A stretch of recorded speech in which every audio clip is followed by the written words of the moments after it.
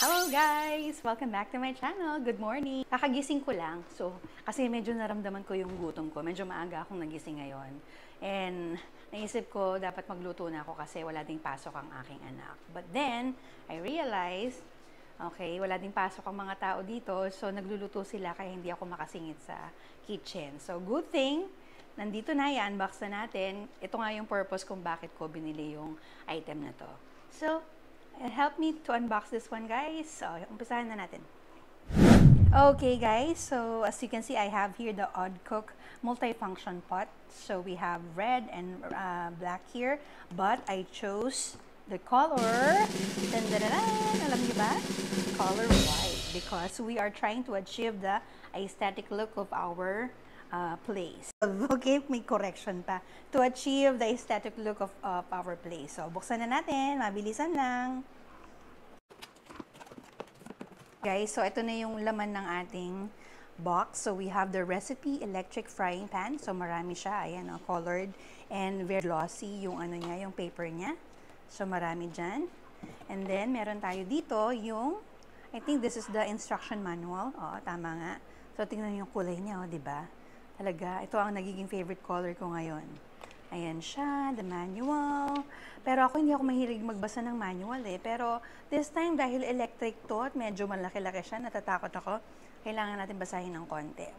Do not touch over the words do not leave do not allow children to oppose. When you use the multifunction electric after. Okay, now we have, okay, the cover first. Ganda ng cover, oh. Ayan siya. And I like it na parang wood yung ano niya, yung accent niya dito. Kaya ako siya pinili kasi over the other item, gusto ko sana yung bare na ano na product, pero mas pinili ko to kasi ito yung gusto ko yung accent na wood dito. Although hindi talaga yata siya wood. I don't know what kind of wood is this, pero para siyang plastic na wood.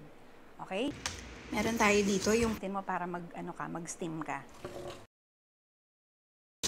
We have our free sandok. Spatula. It's sandok. Ayun siya. Free para himagasgas ang ating item. Our free sponge para panlinis. So, never yung gagamitin yung magaspang na part. So, wala naman siyang magaspang. Kaya nga yan ang gagamitin natin later. Panlinis. Okay?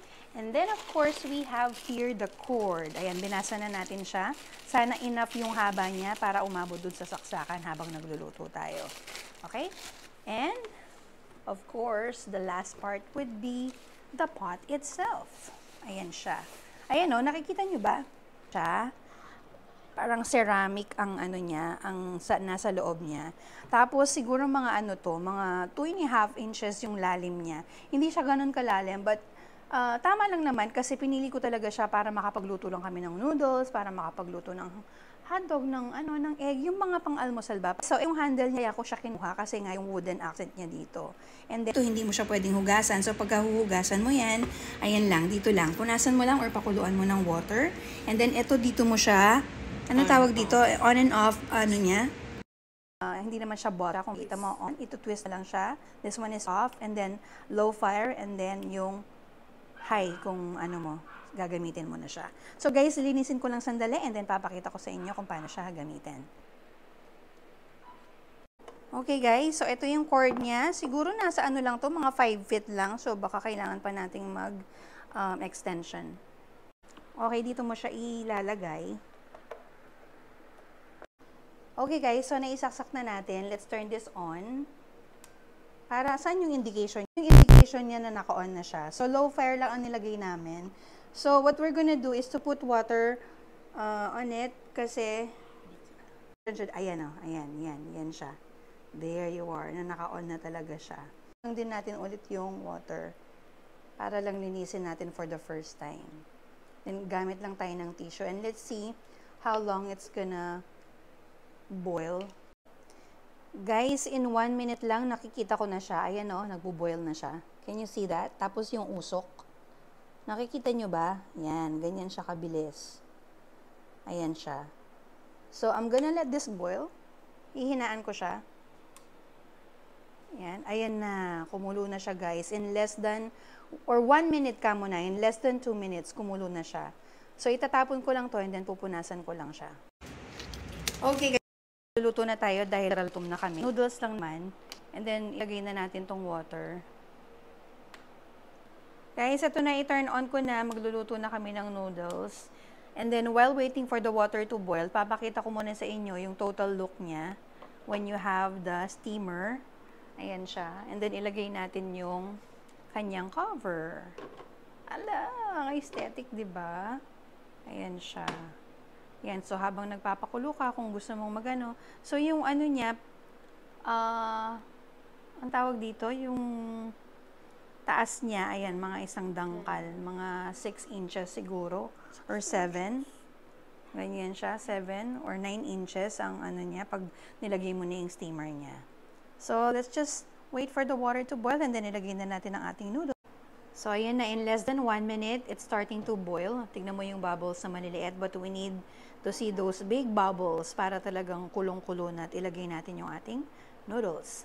Here you go, guys. We're going to put our noodles now. Talagang fast boil siya, oh. 3. Guys, so ayan, nakita yun. Ang aming noodles, Maruchan, Buchanan. Okay. Buhos mo na kaya lahat kung ano pang meron dyan. There you go. So, light meal lang tayo.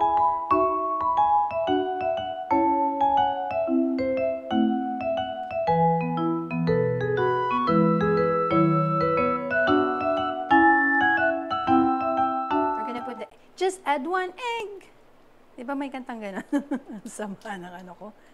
There. Ayan na. Voila!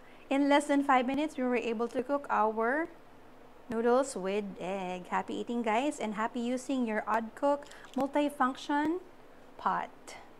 Thank you so much for watching. Bye until our next video. God bless.